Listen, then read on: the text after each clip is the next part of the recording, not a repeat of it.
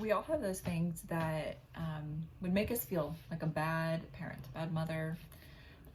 For me, what I have recently learned about myself is one of the things that automatically would make me feel like a terrible mother is if it's the thought that somebody else might think that I don't have complete control over my kids. And I didn't realize that until recently. And part of that process for me, where I identified that and then working toward having victory over those thoughts, is understanding that there is a difference between control and guidance and leadership. So I have used those terms interchangeably a lot, feeling like, okay, I need to have control over my kids. That mother needs to have control over her kids. And I don't think that way anymore, but I certainly have been a part of many very critical conversations about other people. And a lot of times when even younger, when I was a kid, I know that I've heard people talk about just negatively talk about parents. Like, can you believe that family doesn't spank? I can't believe that these people don't spank. They must not love their kids. Well, God says you got to spank your kids, and just so negative that I realized that in situations where I felt like I might not have control over my kids, that I kind of would revert to some of those thought processes where I never wanted to be the victim of one of those conversations that somebody else was having. So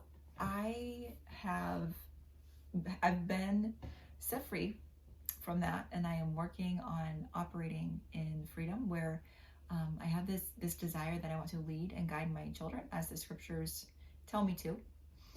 But I am learning to hand over control, because really I ultimately want to teach my children to be self-controlled individuals, not Brianna-controlled individuals, self-controlled.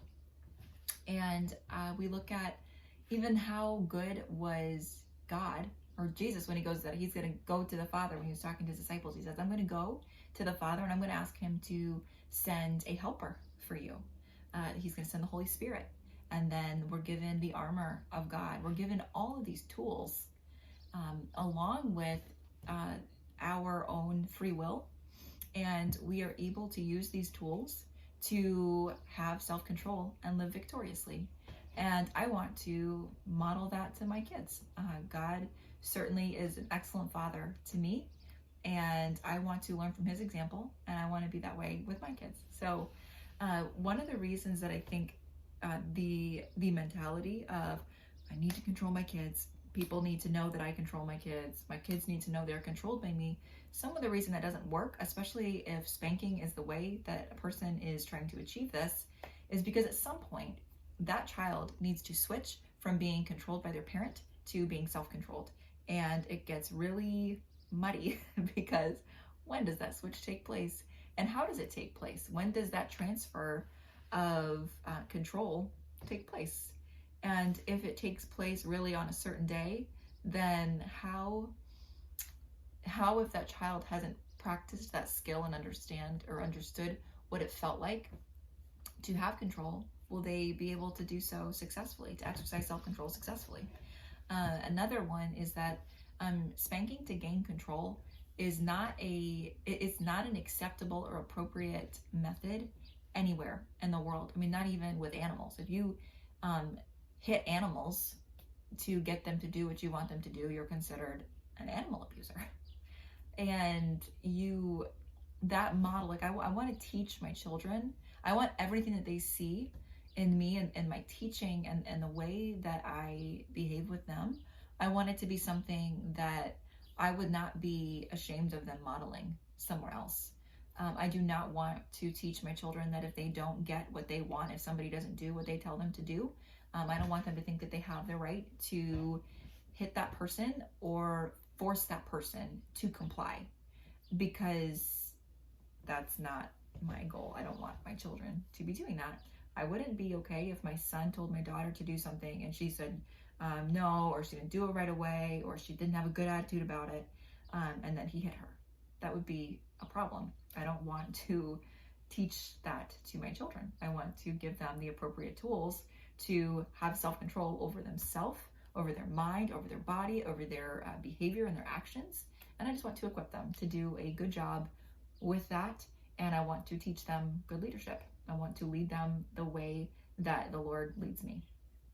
So another reason that I feel control, and going for control by means of punishment, especially physical punishment, is not necessarily the best and not appropriate and not what the Bible teaches, is because in 1 John 4:18 we're told that perfect love casts out fear. I actually want to read it. I want to get the wording right. So 1 John 4:18 says, there is no fear in love, but perfect love casts out fear. For fear has to do with punishment, and whoever fears has not been perfected in love. And I really, really want my kids to understand the love of God, and I really want to show that to them. And I even feel like I've received the love and the grace of God so freely. I want to show that to my kids because I want them to understand it. I don't want to put them in a position of fear. I don't want to teach them that we do things because we're afraid of punishment. I mean, there's a place to understand consequences. You know, I don't use a knife too quickly because I don't want to cut my finger.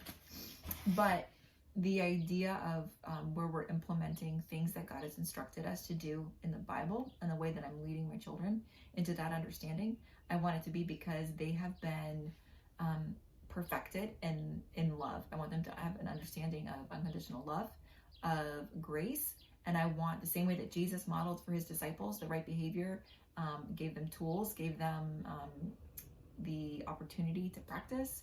I want to do that for my kids. And so some of the ways that I have realized that I can maintain leadership while giving control to my child, there are just a few things that I wanted to share.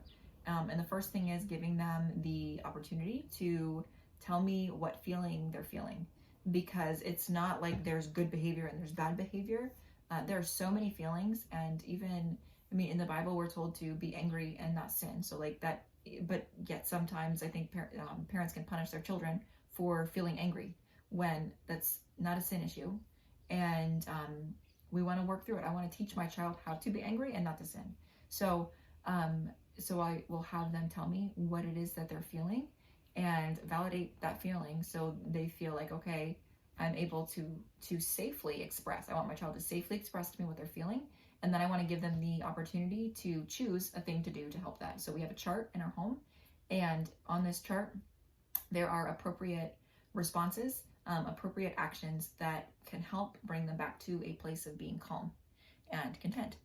Examples might be just like wrapping up in a blanket, go having some time in your bed with a book and your stuffed animals, and you can take as much time as you need, or getting a glass of ice water, or getting a hug, or playing with magnet tiles. There's a bunch of different stuff, and giving them the opportunity to choose which one of those they want to do. They're in control of it, but they're practicing self-control because they're saying, how am I feeling? How can I deal with that? And they're choosing to identify, and then they're choosing something that will help them regain that control, that self-control of their body, and move on in a much more calm state of mind. Another thing is I really try to avoid using words like in terms like right now, immediately, clean your room immediately, empty the dishwasher right away, you need to clean your room because I said so. I mean, there is a place for urgent commands to your children, but if it's not completely necessary, like if it's not actually danger, for the most part, I avoid it, because it doesn't work that well for me, because if it's not done exactly how I said it, then it can turn into like a power struggle, versus maybe if I'm saying, I need you to pick up your puzzle, maybe it doesn't really matter if it's done in 1 minute or if it's done in 10 minutes. It doesn't really matter if they're getting it done. That's still obedience. And that's really what God is requiring them to do, to obey. And I want to give them a chance to obey, and obey well, and kind of work up to, more complex, instruction. Another one is asking how I can help them, and being open to follow their instruction, modeling what it is to follow instruction humbly and well. So if maybe I can tell that my son is having a hard time with something, I can say, oh honey, how can I help you? It looks like you're having a hard time. And if he says, make this house for me, or would you please, would you help me build this, or I really need somebody to get me a drink of water, or I'm hungry, can you make me a snack? Follow his instruction and just show him what it looks like. So I just wanted to read one more verse. It's in 1 Peter 3:15, and it just says, "And your hearts honor Christ. The Lord is holy, always being prepared to make a defense to anyone who asks you a reason for the hope that is within you, yet do it with gentleness and respect."